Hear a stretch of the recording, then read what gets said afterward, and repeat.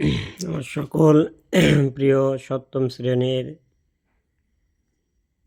ছাত্রছাত্রী, তোমরা সবাই কেমন আছো?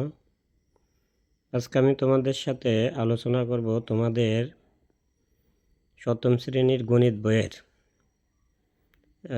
তথ্যপত্র অধ্যায় অর্থাৎ অধ্যায় 11-এর 9 নম্বর অঙ্কটি নিয়ে আলোচনা করব। তো দেখো, এই অঙ্কটিতে দেওয়া আছে বলা আছে কোনো শ্রেণীর 60 জন শিক্ষার্থীর গণিত বিষয়ের প্রাপ্ত নম্বর নিচে দেওয়া হলো। গণসংখ্যা সারণী তৈরি করতে হবে। তো আমাদের আগে জানতে হবে কিন্তু যে গণসংখ্যা সারণী তৈরি করতে আসলে কোন জিনিসগুলো লাগে। এর জন্য কিন্তু একটা ছক করতে হবে, 3টা ঘর লাগবে। প্রথমে থাকবে শ্রেণী, নম্বরের শ্রেণী, এটা যদি নম্বর থাকে, বা শ্রেণী ব্যাপ্তি লেখা যায়, শ্রেণী ব্যবধান লিখতে পারো।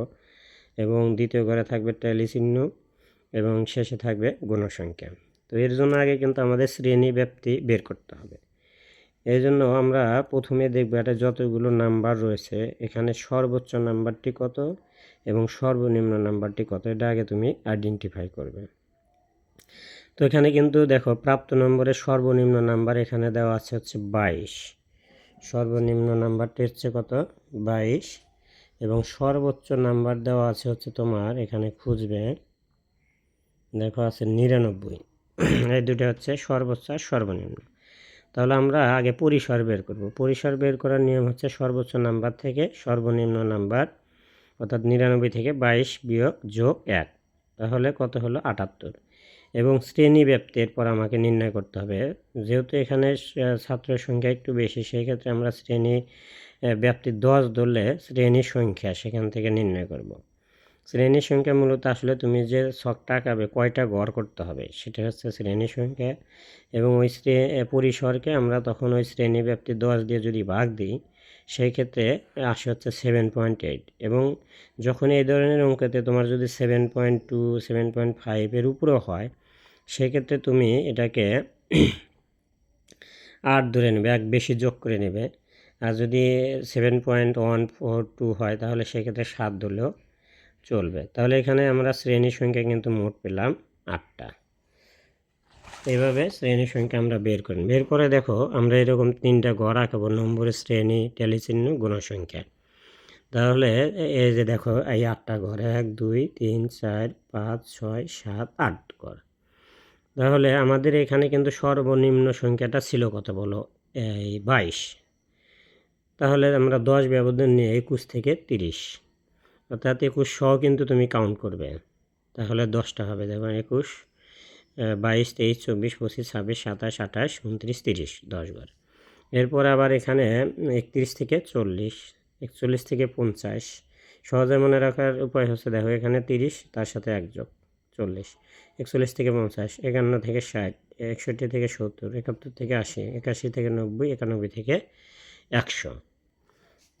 এভাবে আমরা শ্রেণী ব্যবধান বা শ্রেণী ব্যাপ্তি লিখে নেব। এরপরে আমরা ওই এখানে কাউন্ট করব যে 21 থেকে 30-এর মধ্যে কতটি সংখ্যা আছে, এগুলো তোমরা কাউন্ট করে দেখবে যে কতগুলো আছে 21 থেকে 30 পর্যন্ত। তাতে তো 21 হলেও কিন্তু তোমাকে নিতে হবে, অথবা 30 হলেও নিতে হবে, এবং 21 থেকে 30-এর ভিতর হলে ওটাকে ধরতে হবে। এরকম দেখো, আমাদের সংখ্যা ছিল 4টি, এখানে আমরা 4টা রোমান সংখ্যায় দাগ দেবো। এরপরে এখানে যতগুলো ট্যালি চিহ্ন পাবে ওটাই আমরা লিখবো যে গঠন সংখ্যা বা গণসংখ্যা।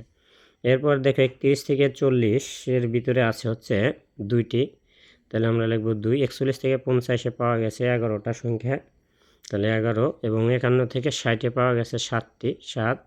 61 থেকে 70-এ পাওয়া গেছে দেখো 16, এবং 71 থেকে 80-তে টোটাল পাওয়া গেছে কিন্তু 9টি, 9। 81 থেকে 90 আমরা পাচ্ছি 7টি সংখ্যা মোট এই নম্বরের ভিতরে, এবং 91 থেকে 100 নম্বরের ভিতরে আছে মোট 4টি। এবং টোটাল এই গণসংখ্যাকে যোগ করলে কিন্তু তোমার প্রশ্নে কিন্তু দেওয়াই ছিল, দেখো হচ্ছে কোনো শ্রেণীর 60 জন শিক্ষার্থী, টোটাল দেখো এখানে কিন্তু 60 জনও মিলে গেছে। তো তোমাদের যদি এরকম 60 না মিলে, তখন তোমরা আবার চেক করবে যে আসলে কোথায় আমার মিস্টেক হলো ধরতে, সেটা চেক করে আইডেন্টিফাই করে দেন তারপরে করবে, তাহলে ভুল হওয়ার সম্ভাবনাটা কম থাকবে। আর যখন তোমরা এখানে এই নাম্বারগুলো কাউন্ট করবে, তখন বিভিন্ন চিহ্ন দিবে। প্রথমে একটা ডট দিলে, পরের বারে হয়তো স্টার চিহ্ন, এরপরে ক্রস চিহ্ন, এরপরে টিক চিহ্ন, এভাবে দিয়ে টিক করে করে প্রশ্নে করবে, তাহলে কিন্তু এখানে ধরতে সমস্যাটা তোমার কম হবে।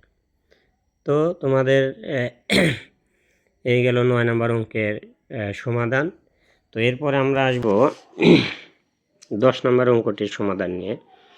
দেখো 10 নম্বর অঙ্কে বলছে 50টি দোকানের মাসিক বিক্রয়ের পরিমাণ 5,000 টাকায় দেওয়া হলো।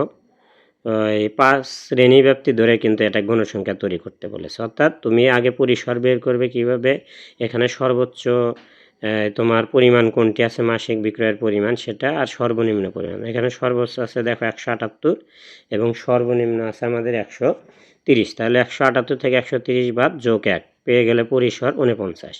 এরপরে যেহেতু শ্রেণীব্যাপ্তি 5 ধরতেই বলছে, উল্লেখ করে দিছে, না হলে কিন্তু তুমি 10 দিয়ে ভাগ দিতে পারতে, ধরে শ্রেণীর সংখ্যা বের করবে। তাহলে পরিসর ভাগ হলো ওই 5, তাহলে 9.8 আছে, ওটা আমরাকে 10 ধরে নেব। অর্থাৎ আমাদের গড় সংখ্যা কায়দা হবে কিন্তু এখন 10টি। অর্থাৎ 1 2 3 4 5 6 7 8 9 10।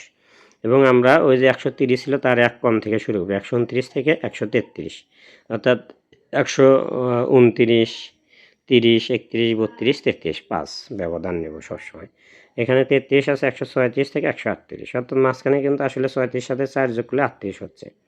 এইভাবে আমরা সবগুলো এইভাবে লিখে নেব। এরপরে আমরা ওই নম্বর থেকে এগুলো খুঁজে বের করব যে 129 থেকে 133-এর মধ্যে কতটি টাকার পরিমাণ ছিল 4, এবার 136 থেকে 138-এ কতটি ছিল 3, ট্যালি চিহ্ন দিয়ে ওটাকে আমরা এখানে সংখ্যা আকারে লিখব। এভাবে লিখতে লিখতে দেখো শেষে 174 থেকে 178 আমরা পাইলাম কয়টা, একটা। আর এই যে 164 থেকে 168-এর মধ্যে কিন্তু ওখানে কোনো নাম্বার ছিল না, সো আমরা ওটাতে লিখব না, তখন থাকবে গঠন সংখ্যা বা গণসংখ্যা 0। তাহলে টোটাল যোগফল চলে আসলো কিন্তু 50। তো এটাই হচ্ছে আমাদের সেই গণসংখ্যা সারণী। অর্থাৎ গণসংখ্যা সারণী তৈরি করতে হলে অবশ্যই তোমাকে শ্রেণীব্যাপ্তি, ট্যালি চিহ্ন এবং গণসংখ্যা এই 3টা গড় আঁকাইতে হবে। আর এই ধরনের অঙ্কে তোমাকে অবশ্যই পরিসর এবং শ্রেণী সংখ্যাটা আগে নির্ণয় করতে হবে। এরপরে আমরা চলে আসব 11 নম্বর অঙ্কে। তোমাদের বিদ্যালয়ে 8ম শ্রেণীর 30 জন ছাত্রের ওজন নিচে দেওয়া হলো। এরকম 30 জন ছাত্রের এখানে ওজন দেওয়া আছে, মানের ক্রম অনুসারে এটাকে সাজাইতে বলছে। এখন মানের ক্রম অনুসারে বলতে তুমি উদ্যক্রম অনুসারে সাজাতে পারো অথবা অধক্রম অনুসারে সাজাও। যদি উদ্যক্রম বলে তাহলে হলো তোমার সবচেয়ে ছোট সংখ্যা কোনগুলো আছে সেগুলো আগে, যেমন 40 যতবার আছে ততবারই কিন্তু লিখতে হবে, 42 এভাবে ছোটোর থেকে বড়োর দিকে তুমি সবগুলো সংখ্যা সাজিয়ে লিখবে। আর এটা কিন্তু তুমি অধক্রম অনুসারেও সাজাতে পারবে। তখন করতে হবে কি, সবচেয়ে বড় সংখ্যাগুলো আগে লিখবে এবং তারপরে তার বড়টা, তারপরে এভাবে একবার ছোটোটাতে যেতে হবে। এরপরে দেখো দ্বিতীয় প্রশ্নে বলছিল কি উপাত্তের গণসংখ্যা সারণী। তাহলে এই গণসংখ্যা সারণী তৈরি করতে হলে কিন্তু তোমাকে পরিসর বের করতে হবে। তাহলে এখানে সর্বোচ্চ সংখ্যা পরিসর বের 56 ছিল, সর্বোচ্চটা 56 আর সর্বনিম্ন হচ্ছে 40। তাহলে 56 বিয়োগ 40 যোগ 1, এটা হচ্ছে পরিসরের কিন্তু সূত্র, যে সর্বনিম্ন নাম্বার বিয়োগ সর্বোচ্চ নাম্বার থেকে সর্বনিম্ন নাম্বার বিয়োগ করে 1 যোগ।